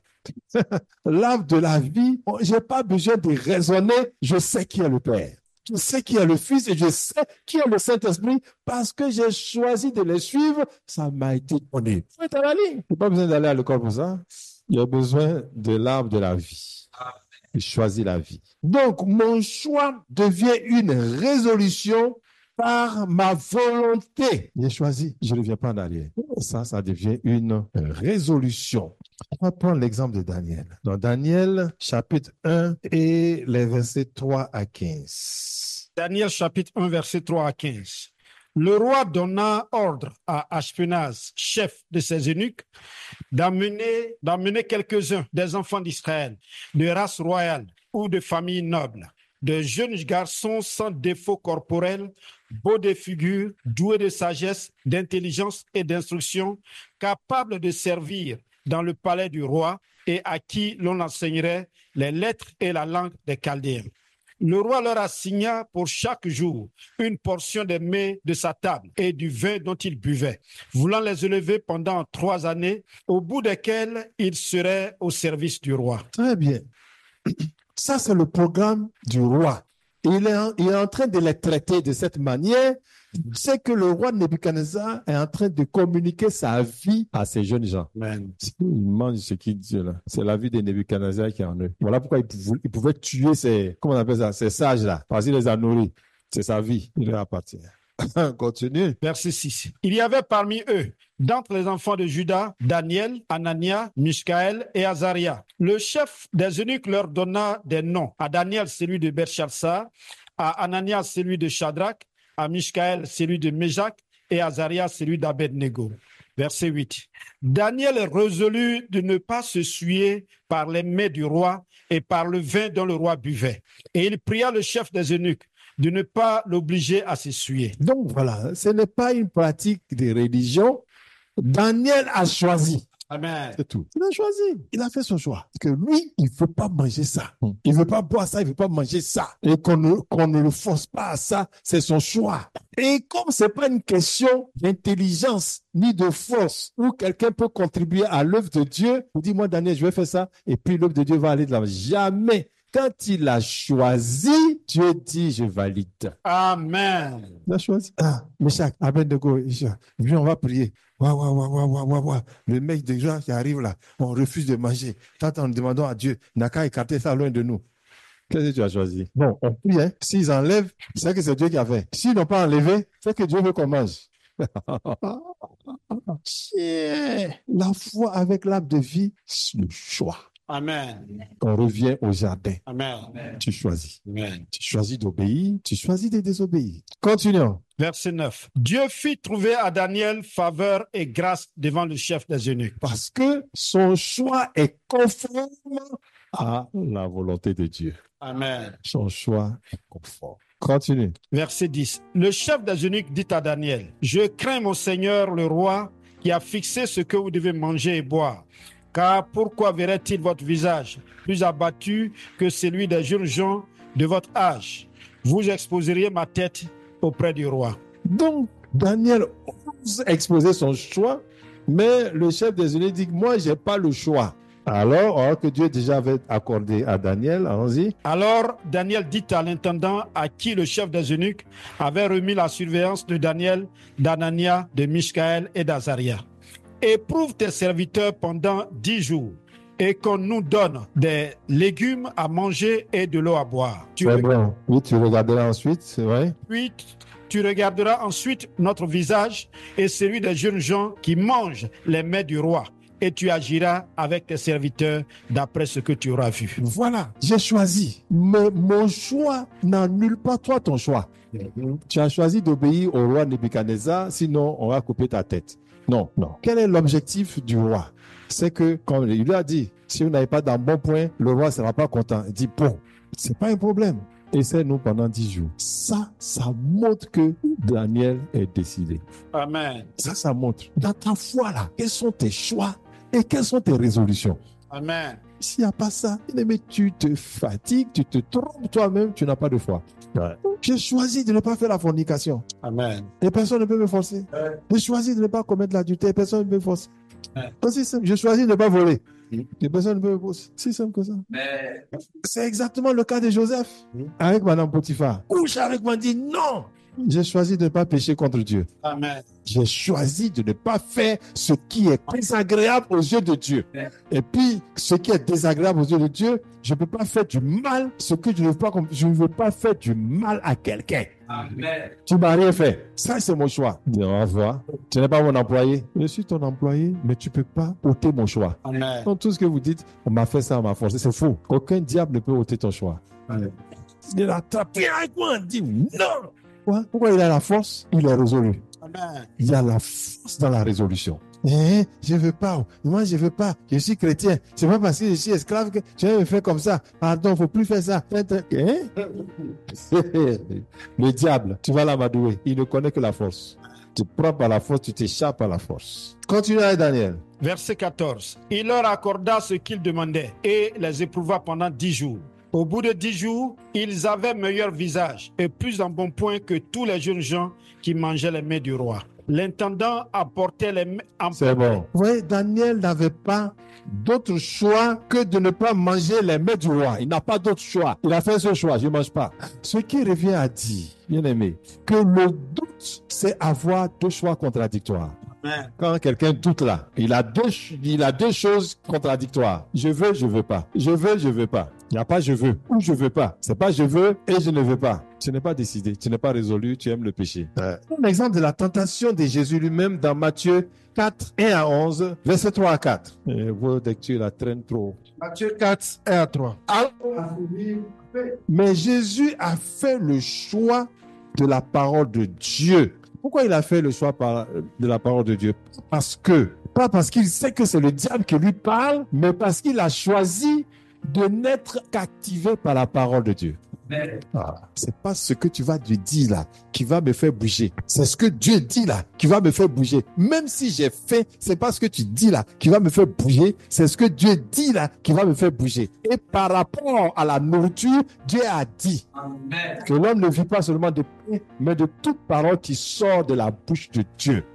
Il a choisi. Il n'a pas choisi de ne pas faire de transformer les pierres en pain parce qu'il a vu le diable. Il dit non, pour Jésus c'est facile. Il voit que c'est le diable qui lui parle, donc il peut dire non, non, c'est pas ça. Parce que quand le diable te parle, c'est tellement bon, c'est tellement joli, ça tombe tellement bien que tu tombes dedans. C'est ce qu'on appelle la tentation. Sinon, ce n'est pas tentation. Ça te va très vite. Il connaît Jésus. Ça rentre dans le cœur de Jésus. Il a la possibilité. Tu es Dieu. Tu as droit à ça. Tu es digne. Toi, tu vas souffrir pour rien. Les pains sont là. Les pierres sont là. Les pierres sont prêtes à t'obéir. C'est bien, c'est joli, c'est bon, mais c'est pas mon choix. Ah, c'est ça. C'est bon, c'est joli, c'est gentil, j'ai la force, mais ce n'est pas mon choix. C'est tout. Verset 5 à 7. Verset 5 à 7. Le diable le transporta dans la ville sainte, le plaça sur le haut du temple et lui dit, si tu es fils de Dieu, jette-toi en bas, car il est écrit, il donnera des ordres à ses anges à ton sujet, et ils te porteront sur les mains, de peur que ton pied ne heurte contre une pierre. Verset 7, Jésus lui dit, il est aussi écrit, tu ne tenteras point le Seigneur ton Dieu. Amen. Voilà. Là, il arrive, il lui montre quelque chose. Il est écrit aussi. Quoi? Jésus a fait le choix. Mais quel choix? Le choix. Et il a vu que ce que le diable dit, ce que c'est en train de dire, même avec la parole de Dieu, c'est pas l'esprit de Dieu. Ça ressemble pas à l'esprit de Dieu. Parce que la parole est l'épée de l'esprit. Donc, quand tu connais la parole, tu connais le Saint-Esprit. Tu sais quel est l'esprit qui est derrière. Et non, j'ai choisi de marcher selon l'esprit de Dieu et non un autre esprit. C'est pour cela que je ne vais pas provoquer, parce qu'il est dit, tu ne tenteras pas l'Éternel, ton Dieu. Ce n'est pas ma volonté, parce que j'ai choisi de faire sa volonté. Voilà, j'ai choisi ça. Et d'ailleurs, Jésus a choisi dès le départ de faire la volonté de Dieu. Voilà pourquoi, quand la croix arrive et que ça ne l'arrange pas, il dit pas comme je veux, mais ce que tu veux. C'est un choix. C'est un choix. C'est la résolution. Dernier, allons-y, verset 5 à 7. Donc, le suivant, allons-y. Oui. Verset 8. Le diable le transporta encore sur une montagne très élevée, lui montra tous les royaumes du monde et leur gloire, et lui dit, je te donnerai toutes ces choses si tu te prosternes et m'adores. Jésus lui dit, retire-toi, Satan, car il est écrit, tu adoreras le Seigneur ton Dieu et tu le serviras lui seul. Quel que soit le salaire que tu vas me donner, je ne change pas d'emploi. Amen. Parce que je veux servir Dieu et lui seul. C'est ça. Quel que soit le salaire que tu vas me donner, tu ne veux pas te choisir. Pour beaucoup de chrétiens, quand on dit ils doivent choisir entre 2 ou 3 métiers, où est-ce qu'on paye plus? Le reste, il y a des avantages. Oh, merci Seigneur, gloire à Dieu. Ok, je termine. Bien aimé, donc l'arbre de la vie n'est qu'une question de choix. Comment ça choisit Jésus? Ouais, à le choisir lui. Je ne veux que Jésus et lui seul. Tiens-toi debout. Je ne veux que Jésus et lui seul. L'arbre de la vie, c'est ça, c'est une question de choix. Je ne veux que Jésus et Jésus seul. Donc, l'arbre de la vie, c'est une question de choix. Mais si ce n'était pas une question de choix, cela signifierait que quelqu'un peut contribuer à l'œuvre de Dieu. Or, il n'y a personne qui puisse contribuer à l'œuvre de Dieu. Romains 11, verset 33 à 36. Romains 11, 33 à 36.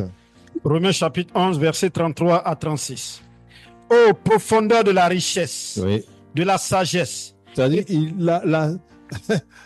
non seulement sa sagesse est profonde, mais riche. Amen. Donc, attends, où tu vas prendre, il a un puits de sagesse, puits de fontaine de sagesse. Donc, où tu vas passer pour lui donner conseil? Quand tu as fini de lui donner, il prend ça et dit, tiens, ça c'est meilleur que ce que tu as donné. Yes. Continue. Ouais. Ô profondeur de la richesse, de la sagesse et de la science de Dieu. Que ses jugements sont insondables. Que ses jugements sont insondables. C'est ses choix. Allons-y.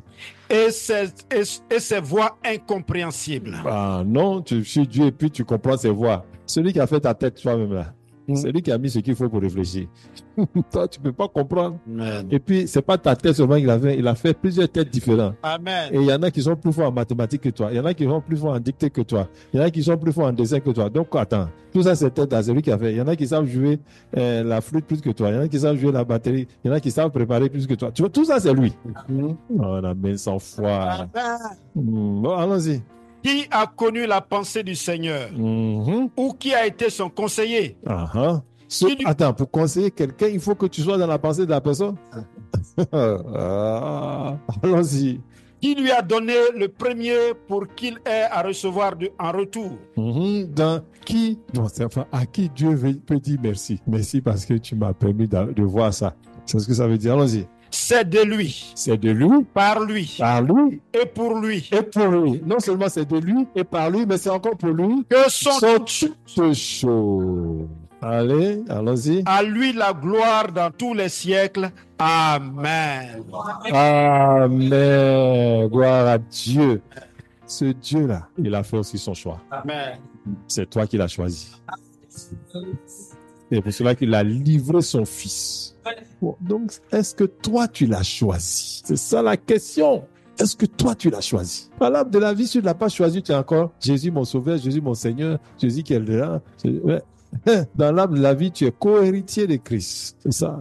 Est-ce que tu l'as choisi? Croire en Jésus, c'est le choisi. Ouais. Dans l'arbre de la vie, croire, c'est choisi. C'est faire des choix. C'est pas autre chose. C'est faire des choix. Si je termine avec Daniel 3, avec les trois amis de Daniel, Meshach, Abednego et Shadrach, Nebuchadnezzar prit la parole et leur dit: est-ce de propos délibérés, Shadrach, Meshach et Abednego, que vous ne servez pas mes dieux et que vous n'adorez pas la statue d'or que j'ai élevée? Tu vois, lui, à cause de sa force et de sa puissance, tu vois l'influence, parce qu'il est fort et qu'il est puissant, ça doit changer tes choix.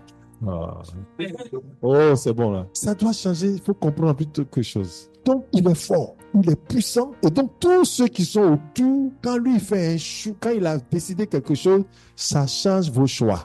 C'est ce que ça veut dire. Et donc, il a choisi, il a fait la statue, tout le monde doit adorer. Et tout le monde l'a fait. Et il se trouve qu'il y a 3 personnes qui ne l'ont pas fait. C'est ça, il demande, attends, est-ce que c'est de vous-même? Voilà, c'est vous-même, parce que je ne vois pas. C'est vous-même ou c'est votre Dieu? C'est vous-même qui avez choisi de ne pas adorer mes dieux. Est-ce que c'est vous-même? Bon, donc tenez-vous prêts. Tu vois, Nebuchadnezzar sait que comme il est le roi des rois, le puissant de tout le monde, sa puissance fait que les autres tout autour n'ont pas de choix.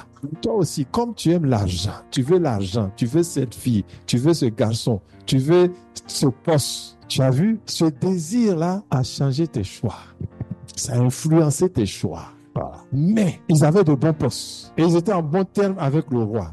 Mais ce que le roi a décidé, ça n'a pas changé les choix de Meshach, Abednego et Shadrach. Donc, vous voyez, quels sont ces gens qui peuvent avoir encore des choix devant moi, Nebuchadnezzar? Donc, on peut voir, et sachez-le, vous devez changer vos choix. Si vous ne changez pas, à l'instant même, on va vous mettre dans le feu. Quand on te dit on va te mettre dans le feu, normalement, ça doit changer ton choix. Vous voyez que c'est une question de choix. Mais il dit, quel est le Dieu même? S'il y a un Dieu quelque part, ce Dieu-là, il ne peut pas vous délivrer de ma main. Wow. Bon, voilà ce que les 3 jeunes gens. Shadrach, Meshach et Abednego répliquaient au roi Nebuchadnezzar: nous n'avons pas besoin de te répondre là-dessus. Ça, c'est moi qui ajoute parce qu'on a déjà choisi. C'est quelque chose que malgré sa force, il ne peut pas changer le choix. Voici, on te met devant la situation. Notre Dieu que nous servons peut nous délivrer de la fournaise ardente. On a choisi ce Dieu-là. Et puis il dit, et il nous délivrera de ta main. C'est notre choix. C'est-à-dire qu'on a choisi qu'il peut nous délivrer quel que soit ce qui arrive. Et puis il dit, même s'il ne nous délivre pas, on ne va pas changer de choix. Alléluia. Ça, c'est la résolution. Amen. Gloire à Dieu. Et on va faire chauffer la fournaise ardente et on va commander les soldats de les lier. Et on dit, ces hommes furent liés avec leurs caleçons, leurs tuniques, leurs manteaux et leurs autres vêtements et jetés au milieu de la fournaise ardente. Et la flamme a tué les hommes qui ont jeté les 3 jeunes gens. Mais les 3 jeunes gens sont tombés liés au milieu de la fournaise. Et après, Nebuchadnezzar, il dit, mais n'avons-nous pas jeté au milieu du feu 3 hommes liés? Il répondit au roi, certainement. Eh bien, je vois 4 hommes sans lien qui marchent au milieu du feu et qui n'ont point de mal. Alléluia. Ce sont leur choix qui a provoqué la libération de la puissance de Dieu. On amène sans foi. Tu vois que la foi est une question de choix. Amen. Ferme les yeux, commence à remercier le Seigneur. Et la question qu'on te demande aujourd'hui, qu'on te pose, quel choix as-tu fait? Quel choix as-tu fait? L'as-tu vraiment choisi? Si tu l'as vraiment choisi, tes choix ne doivent pas varier. Selon que tu as l'argent, selon que tu n'as pas l'argent, selon qu'il pleut, selon qu'il ne pleut pas, selon tes choix ne doivent pas varier, quels que soient les temps et les circonstances. L'as-tu vraiment choisi? Ouvre la bouche et prie.